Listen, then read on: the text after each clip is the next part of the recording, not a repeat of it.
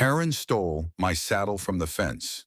Not knowing it belonged to a mounted patrol officer, it's hard to describe the rage you feel when something sacred is stolen. Harder still when it's something earned, not bought. And damn near impossible when the thief smiles at you while doing it. I didn't catch her in the act, but I caught her before the garbage truck did. My patrol saddle hand-tooled, leather stitched with my unit number, and my late father's initials lay tossed over a garbage bin like yard waste. And there she stood, arms crossed, proud. That thing was violating HOA guidelines. She said, no unsecured livestock equipment on visible display. It had been hanging on my fence for 10 minutes, oiled, resting, airing out after a long ride. Beside my horse, on my land. She didn't ask. She didn't warn. She took it, and she had no idea I was law enforcement. I'm Deputy Terrell Gaines.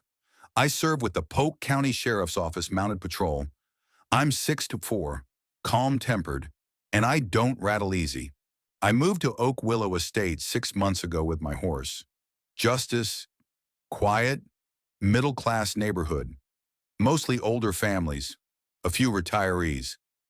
My home sits on the corner lot half-fenced with pasture clearance, granted under the county's Rural Adjacency Clause. I checked it all before I moved, but Karen didn't care about clauses. Her name was actually Deborah Lanning, but everyone called her Karen behind the clipboard.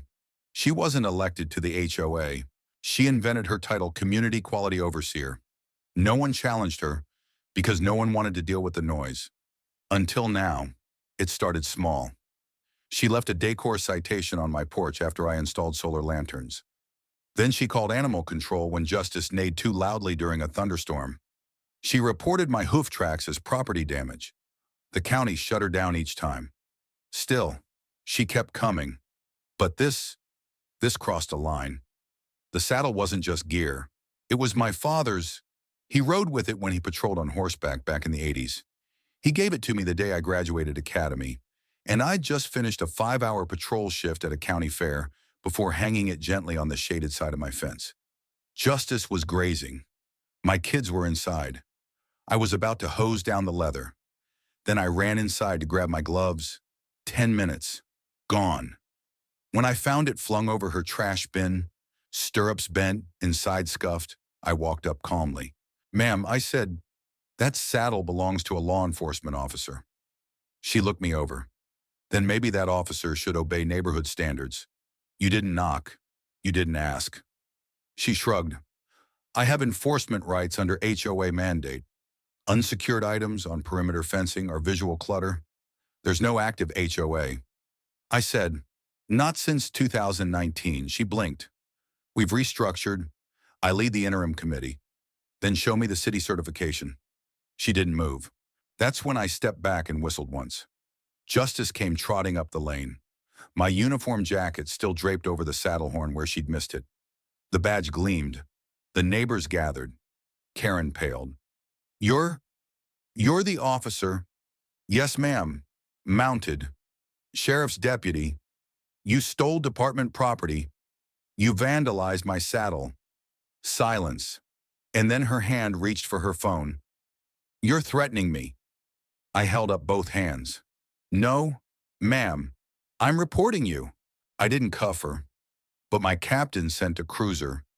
She was cited for theft, tampering with police property, and trespass. The moment she realized the charges were real, the smug melted fast, but the story didn't end with her mugshot. I started digging. Turns out she'd done it before. Took down a disabled vet's American flag and called it excessive display. Told a family with an autistic child that their sensory garden was unaesthetic clutter. Fined a Latino family $500 for music violations during a birthday barbecue. All of it under the name of a revived HOA that didn't legally exist. She was collecting cash, issuing threats, and relying on fear to shut people up. Until now, I filed a county fraud report, helped other neighbors submit claims, and hosted a community audit night in my backyard. We showed people how to check the zoning records, how to file for citation reversals, how to organize without hierarchy. We didn't need an HOA. We needed accountability.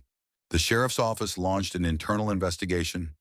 Within weeks, Deborah was formally charged with impersonating a regulatory officer and false collection of community dues. She tried to play the victim. I was keeping the neighborhood in order, but nobody bought it anymore, especially not after the security cam footage hit the news.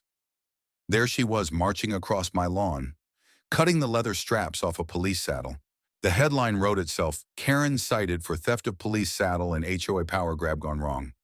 She lost her house, lost her authority, but maybe found humility.